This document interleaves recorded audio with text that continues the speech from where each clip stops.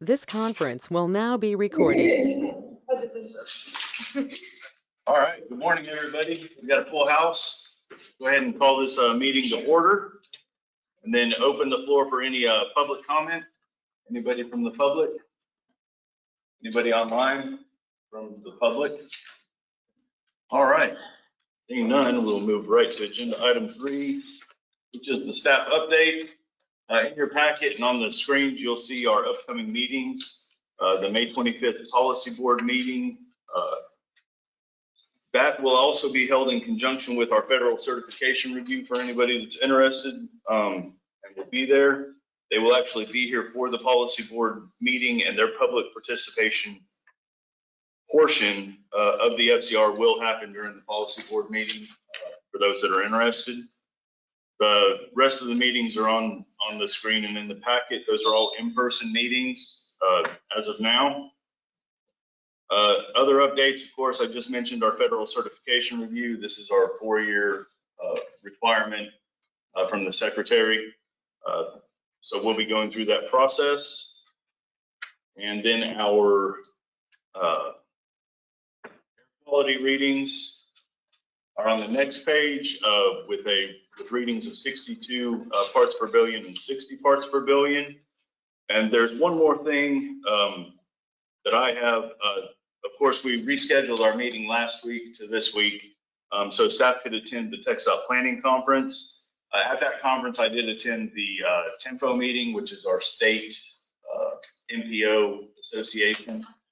There was a lot of discussion on Category 2 funding as it's coming, as there are new MPOs being formed and population counts have changed. There was some concern that funding formula may be a little outdated, but at this present time, the commission is not entertaining a new formula. So we've kind of put proposing a new formula off to the side and tabled it until the commission's ready to entertain additional funding formula options. At this time, we have so many MPOs in the state. There are 6 or 8 super big MPOs, and then the rest of us are smaller, under 400,000, really, basically. And so there's some concern among the larger MPOs that they're losing quite a bit of money due to percentage basis. So as those conversations get brought back up, I will bring those to the TAC and the Policy Board to update them on Category 2 funding discussions. With that, I don't have any other staff updates. James or Connie? I was just going to say the graph, I made a small change so it shows a whole year, so you can kind of see last 12 months ago what it was. I know we had some questions in the past few meetings about what it was, if the air quality readings are in line with what we've seen before. So just want to note that change for everybody. Thank you. Any questions on the staff update? Ryan, on the size of the MPOs, so federal rules, 200,000 cutoff, be big or small. Are they looking at changing the state criteria and having a large, medium, small? No, it's as they're funded now. We currently sit in a small. They're population based, so the large MPOs get 83% of the Cat 2 funding, and the smaller ones like us, we get 17%, and that's split using a formula. Right, I remember. But yeah, so we don't. It's not a federal or state set. It's the KTMPO. Okay. Association. Right. They meet and determine what is a larger or smaller MPO for the state. Right. But yeah, it's not based on the federal numbers, right? Okay. Yeah. Any other questions on the staff update? All right, moving right along. Agenda item 4 is an action item regarding approval of the minutes from the April 6th meeting. Pages 10 through 12 in your packet and on the screen. Are there any questions, comments, revisions Anybody sees needed to the minutes? Actually, yes, you'll correct the spelling for my name, Christina Ramirez. And one of the motions. Six. Yes.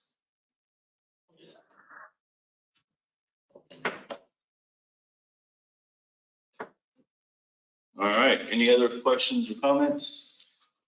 Seeing none, I will entertain a motion for approval of the minutes with the correction requested. Move for approval as Second?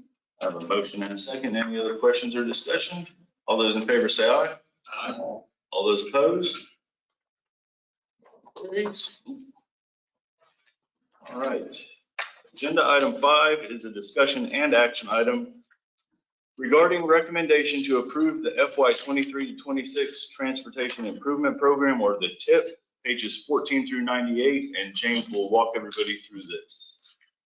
Yes, so the last time we brought this before you, we asked for approval to start the public involvement process, and we had to get approval from NSTOT's Transportation Plan and Programming Division. They were wanting to review all of the TIPs this year before we go out for public involvement to make sure that everything was fiscally constrained. So they got back to us at the end of April, and the schedule is updated to show the public comment period, which is currently ongoing. It will end on May 22nd. We have had our 2 public hearings. The first one was April 28th at our offices here in Belton. And the second one was yesterday in Killeen at their transportation building. And there were no comments or attendees at either of those. But people can still submit public comments online. And as far as the document itself, there's been a few changes, I think. Some minor changes to mostly funding. So if you look at any of the sheets, Scott wanted us to add in some of the more, no changes to construction funding, but like construction engineering, the contingencies just to match with what they have in their system. So if you compare this new packet with the one I sent out in March, you'll notice some changes in the tip sheets, but the overall funding for things for most of the projects didn't change. Exceptions to that are there were a few projects that weren't approved in the current UTP, and so we cannot have those to our TIP until they are. Those projects are the SH95 turn lanes, and they're being added to the UTP, so we'll add them in the November TIP, but we couldn't add them to the TIP right now. Also, there's some of the funding for, I think it was the bypass project, the code bypass project. It's showing on Cat 2 because that's what was approved in the current UTP. Again, we'll update that to what was approved by policy board in March in the November TIP, revision. I think those are the only 2 that I can remember. There were a few fiscal year moves, but most of the changes were just things that TxDOT requested of us that to match what they had in their system. And from the MPO, anything that was left out because we couldn't add it, we will add it in November, and we have made notes and tracking. So if you have any questions of those things, you can reach out to me. I can send out a follow-up list of the projects that weren't included that were originally approved. And I think those are the main things. Anyone have any questions right now for me? I'll follow up with you about those 2 things. Okay. Yeah, and nobody attended your briefing at either meeting. Is that what you're saying, James? Yeah. I find that hard to believe. I think you're being a little bit modest. There was one person yesterday, Andrew Zaggers. I knew there had to be somebody. We were at his office, so. there's a few more, like on the cover page, where there's some highlighted items that we'll be updating before we get it finally approved. And then I didn't update the public hearing notices at the back of the meeting, of the documents, but That'll all be done before it's taken to policy. board for Yes. Final approval. yes. When you guys schedule these, I'll ask a question for the group, really. Other than that, about the Kimley. Would anyone else be interested in having the staff send out like an Outlook invite, hey, we're having a public hearing this day? You can always decline it, but it basically, it puts it on our radar. Yeah, we can send that on this. I'm the only one that would be the first time. I mean, I'll let you know, do that. Any other questions on the document? all right. Thank you, James. Nothing else for James? All right. Seeing nothing, there's nothing else. This is an action item. So I will entertain a motion to recommend approval of the FY 23-26. So move. Second. I have a motion and a second. Who made the motion? I didn't see that. Okay, Fuzzy. Okay, motion and second. Any other questions, comments, concerns? Seeing none, all those in favor say aye. Aye. All those opposed? All right, that motion carried. Agenda item 6, this is just a discussion item regarding the method of soliciting consultants to conduct special studies for KTMPO for fiscal year 2023 and beyond. We're bringing this to you because we typically would be bringing you an action item to start the process to get our general service consultants, which is we send out a solicitation, we get 6 or 7 consultants to say, hey, we want to cover your 2-year planning window. And that way it kind of streamlines the process. Every time we do a special study, we could just send it to those consultants and get a bid back. So we don't just have to send it out worldwide, if you will. We internally have talked and feel it would actually be better, more beneficial for us, and we would probably get some better responses if we change the process from what we're currently doing, getting just that stack of small candidates to perform services for our whole 2 years, to every time sending out an RFP to see if we can get more interest and more competition, basically, for our special studies that we're requesting. And another reason for this is even with our current process, we still are required to send all of the same documentation through TxDOT now. It didn't used to be that way. We used to just be like, here are our 4, they're going to do our special studies, and they'd sign off on it. Now they have to go through the whole civil rights process every time anyways. So we're really not doing anything right now except putting ourselves in a box where we can't get additional responses and maybe some more competition. I know we've even put out a couple of special studies last year that we didn't get any responses to from any of our pre-selected consultants. So this is just a discussion item. Feel free to chime in with any ideas you may have. But at this time, staff are looking at changing that process to where we just send RFPs out every time as far as we can. Any questions on that?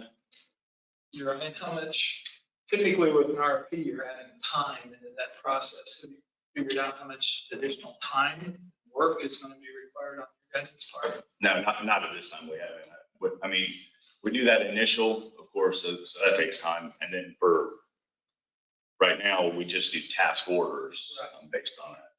I don't think that it'll take a whole lot of additional time, but and I could be sitting here in 6 months saying that was a horrible idea. We should never have done that. Let's go back to the way we were. You know, we don't know yet until we actually delve into some of those. I think it makes sense for the special studies. because it doesn't open up that list of candidates, and this is something maybe a little bit out of the ordinary. So we'll let, like I said, get it met, and then for the more routine work, yeah, pulling the usual, so the usual suspects. And I anticipate we'll probably get the, a majority of the responses will come from those. Yeah. And then I mean, at least you can make a case that you are being transparent. And open. Right. Not just a closed door with old voices. In any given 2-year window, how many of these special studies are we actually conducting? Well, right now we have, 11 in the UPWP. And I think we've completed a portion of those. Done 4 and we have 3 or 4 going on. And then we had some that we didn't even get any responses to. The last time we solicited.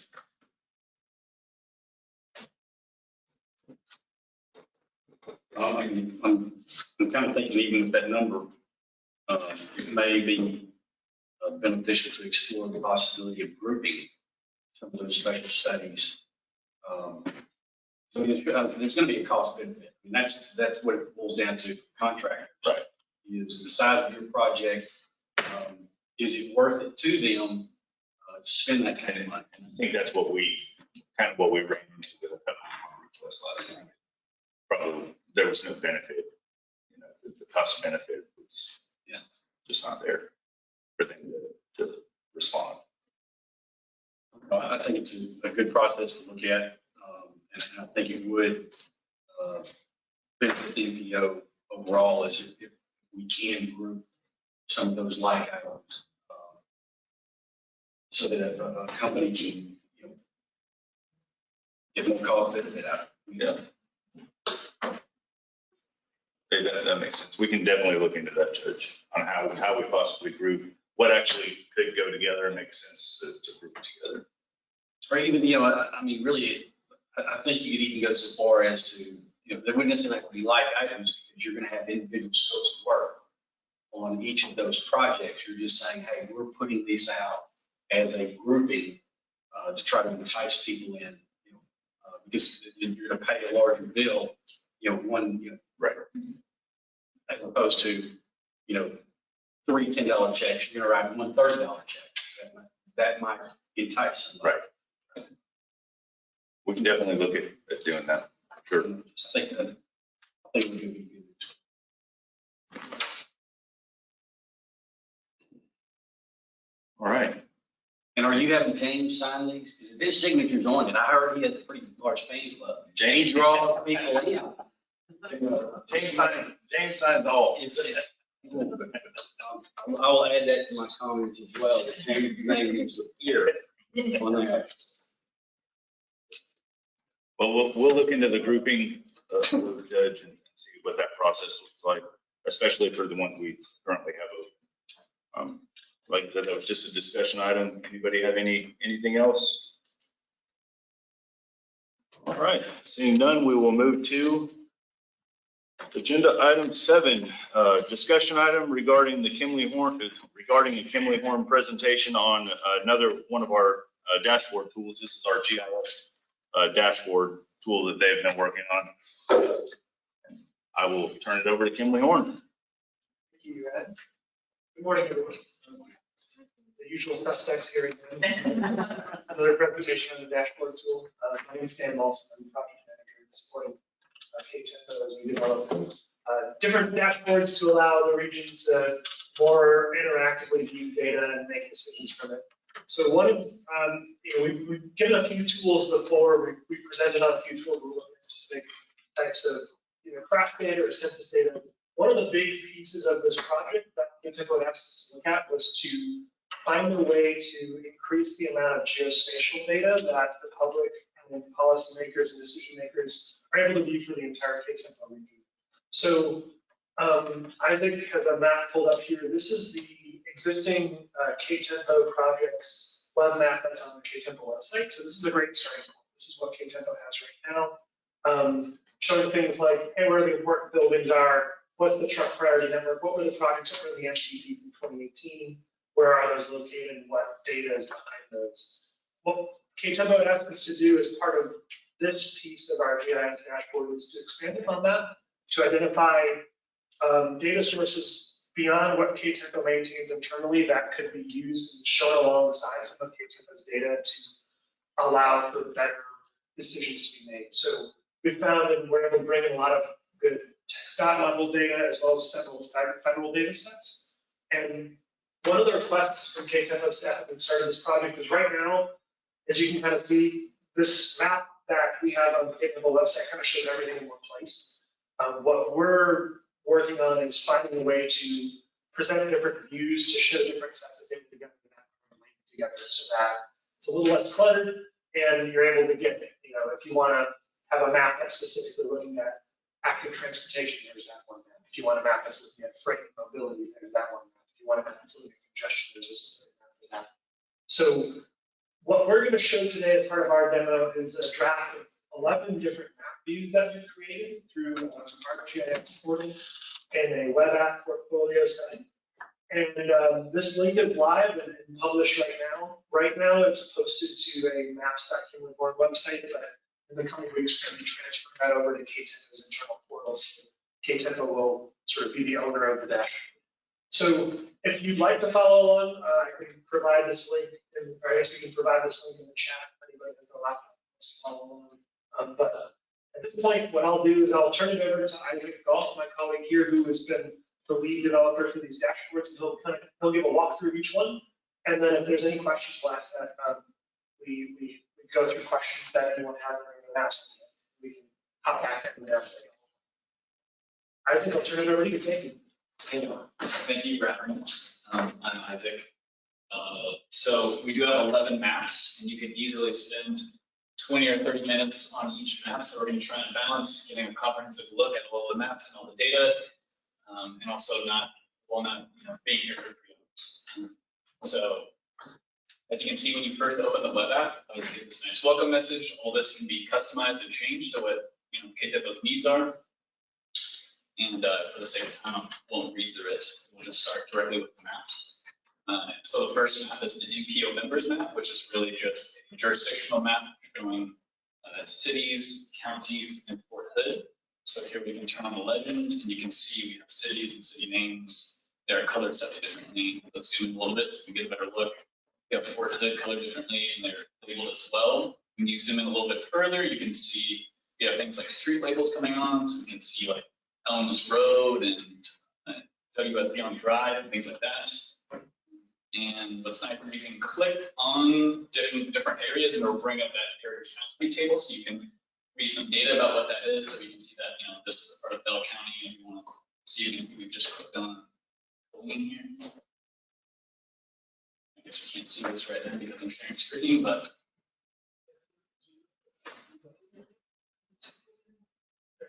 yeah. So you can see the county feed. It shows things like populations from the decennial census going back to 1990, things like that. This is one of the more fairly simple maps because the 3 main layers again are cities, Fort Hood, and county segments. And as well, you can sort of toggle these. You say maybe we don't want to look at counties, or maybe we don't even want to look at cities. We just really want to focus on Fort Hood, things like that. You can do things like that. Again, luckily, this is a very good intro map because it's relatively simple and easy to understand. Moving on, the next map that we have is the planning projects map. So it shows a variety of active projects that are happening in the KTMPO region. The main layers on this is an NTP roadways project and the NTP livability projects. And then additionally, we also have cities and a layer file that's simply project eligible existing roads. And so maybe we want to focus on roadway projects. You can turn off our livability projects, maybe even turn off our other roadway network and just focus on where roadway projects are happening. You can also click on these and learn more about what project they are. So you can select this and you can see. Can't see.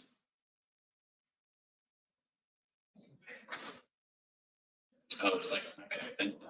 So you can see this project is on Chaparral Road, has different things like shape link, this well as CSJ number, maintains it, things like that. You can see the name of the project, you can see the extent, which is from SH 195 and 3481.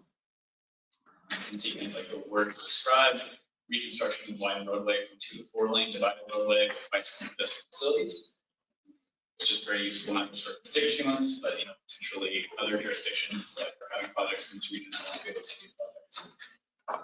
The next map we have is the water resources map, which holds a variety of water and drainage data and things like that, floodplains.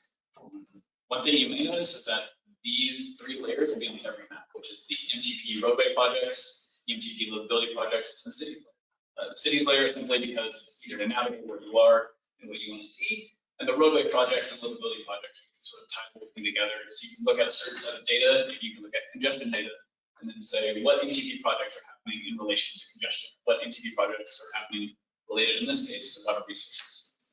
The other layer files that we have on here is Corio County flood hazard, Bell County flood hazard, rivers and creeks, wetlands, which is what's currently shown right now, base level engineering, riverine flooding risk, and aquifers. Base level engineering is similar to these flood hazard layers, where it's basically a process to delineate floodplains and flood hazard areas. This comes from FEMA's NRI, or National Risk Index, and it's simply a different way to look at potential flood hazards. So maybe we want to focus more, we want to take off wetlands, and we want to see aquifers, and we can click and see what aquifer this is. We can see that this is the Edwards aquifer, and maybe we want to focus more on cities and riverine flooding risk. And so we can see different areas, and if we want to go to the legend to get a better view of this, and scroll down to riverine flooding risk, we can see areas that have very low, relatively moderate, to relatively high riverine flooding risk. And then these other layers, like similar to these Corio County and Bell County flood hazard layers, again, those are just a separate but equally unique way to show flood hazard data. The next map that we have is the environmental justice map, or the EJ areas map. The most important layer on this is this social vulnerability layer. So that comes again from the FEMA NRI National Risk Index, and it's basically looking at the susceptibility of social groups to adverse environmental impacts, not just in death or loss of life, but also in things like disruption of livelihood, things like that. And what we have on this map is this main layer, which is showing again social vulnerability. We can turn that off and turn that back on and see what areas have more susceptibility to adverse environmental impacts. And then on top of that, we have this recommended environmental justice areas, which comes from KTMPO, which are areas that they have identified as potentially useful future environmental justice areas to delineate. So we can see, we can maybe click on the census tract and just scroll up to it, and we can see, I believe that's just the census tract, so it's the county name, things like that. We should be able to look at as well as the KTMPO boundary, and then more specifically whether or not it's a recommended environmental justice area. The next map that we have for you is the congestion map, which again has one data source, which it's really trying to convey, which is this congestion management program from 2016. Right now, we have this symbolized based on congestion rank. So the higher the rank, the road or network, the redder the line and the thicker the line will be. So it's focusing on what areas are particularly high and for the congestion management program. So we can click and we can see I-35 that's built in. So you can see I-35 has a CMP route ranking of 4. So it's ranked 4 in the CMP network, which is relatively high. It goes from 1 to 26. So as you can imagine, that is a really thick red line. Anyone who's driven on I-35.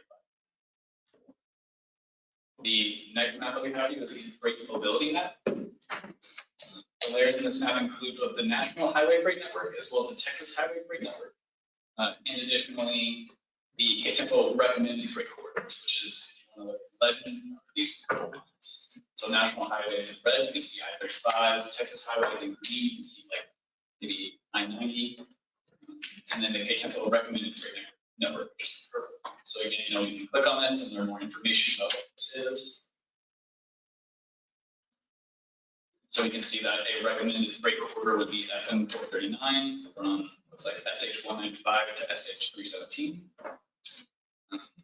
Other layers on this map also include, if we can turn these off so we get a better view, railroads and airports. So we can see some railroad lines here, and you can see some airports around here. So we can zoom in and we can see what airport this is. We can see what this is for the region. And it should likely have some other data beside it. The next map that we have here is the critical infrastructure map. These data sources come directly from KTMPO, which is mostly this critical land uses layer. Additionally, this layer also includes one from the HIFLD, or the Homeland Infrastructure Foundation level data, which is dam lines, which was the only thing that wasn't included in this critical land uses layer. And if you want to go to the legend, we can see that there's quite a bit of information. We have fire departments, hospitals, jails, large spaces, nursing homes, schools, universities, water treatment plants. The HIFLD also takes data on all these sources, so it can be updated, but the KTMPO basically version of this critical land uses data is much more up to date than HIFLD data. So that's why we see this data split into two sources: these dam lines from the HIFLD, these critical land uses. So we can turn that on and see that most of these critical land uses are in this file. The next map that we have for you is the transit map.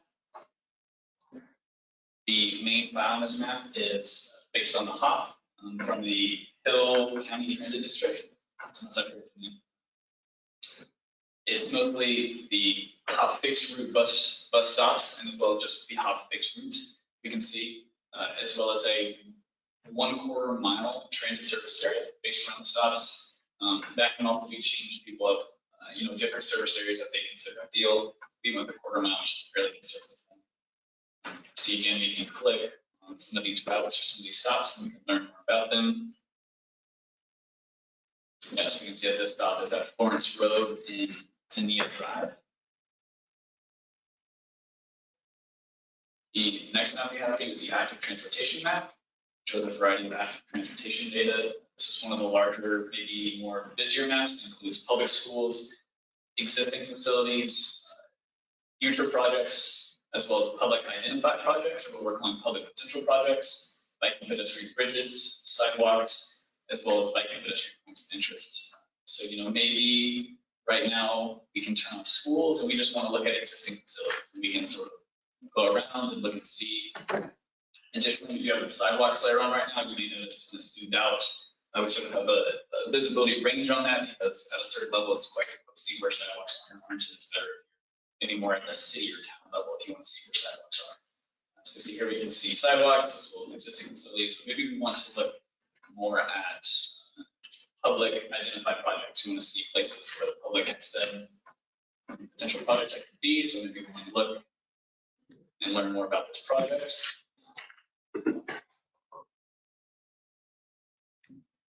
Looks like it is a bike lane. Bike lane here would benefit cyclists. Public comment would benefit bicyclists with minimal cost just by painting a small lane.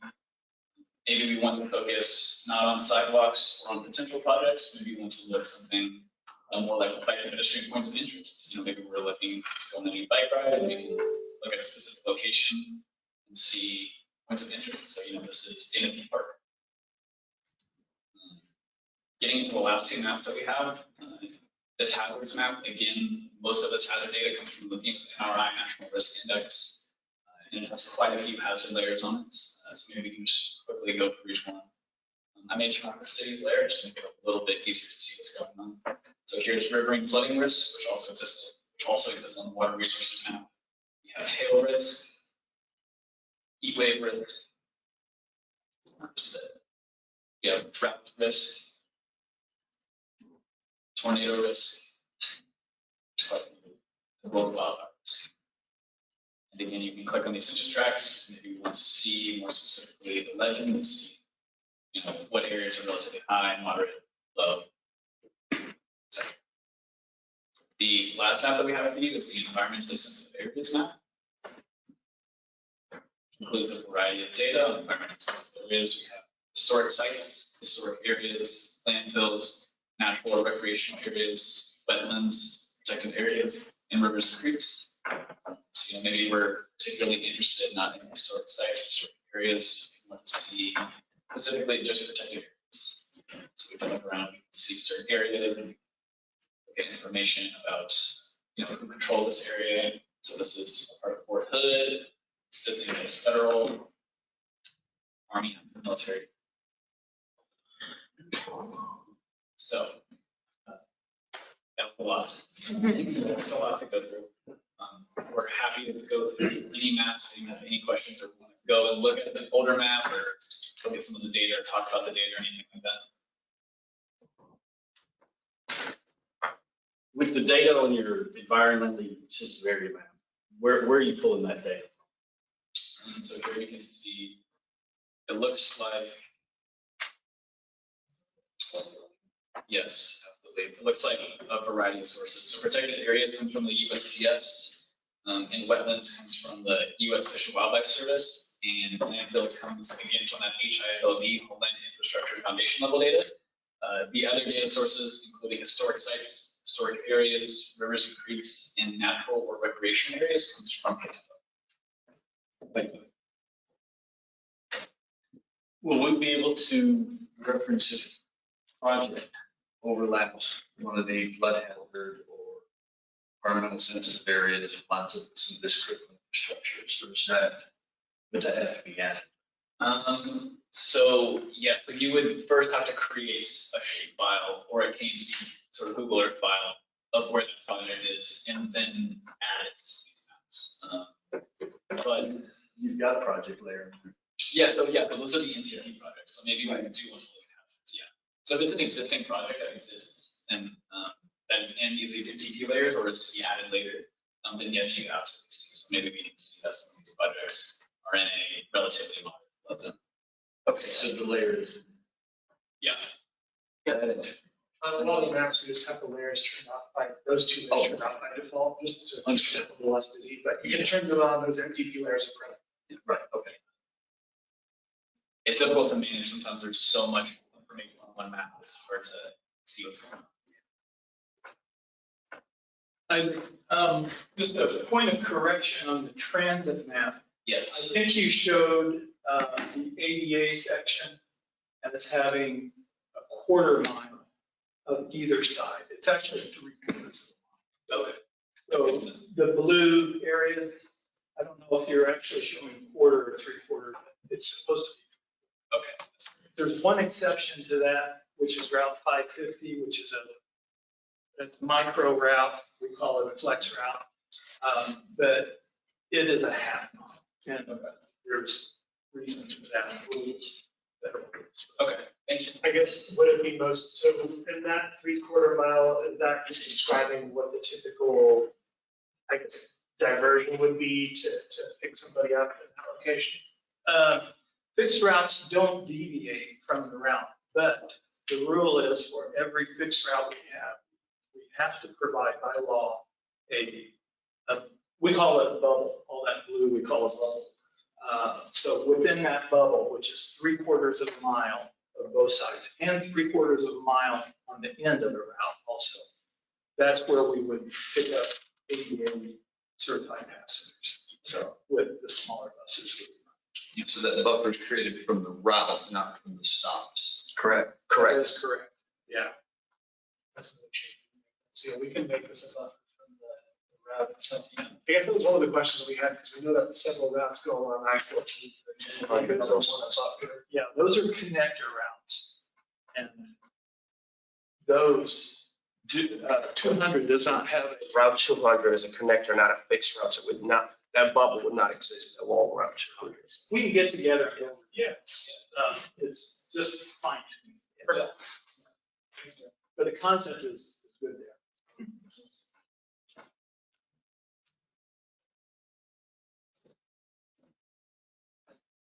Any other questions? All right. Nothing else? Thank you, thank you. As always, if you do think of something or you go back and you get to playing around with the maps or anything, and you notice anything, just let us know. We'll be more than happy to reach out to the folks over at Kimley and Warren.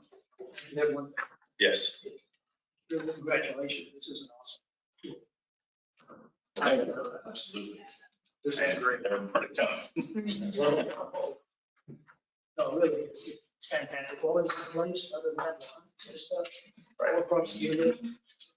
It's amazing. All right, seeing none, we will move to agenda item 8, which is a discussion item regarding public input received through April 2022. James, any public input?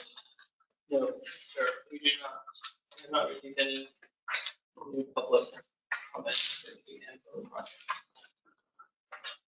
All right, any questions on public input received or not? Seeing none, we will move to agenda item 9, which is member comments. Do any members have any comments for the TAC?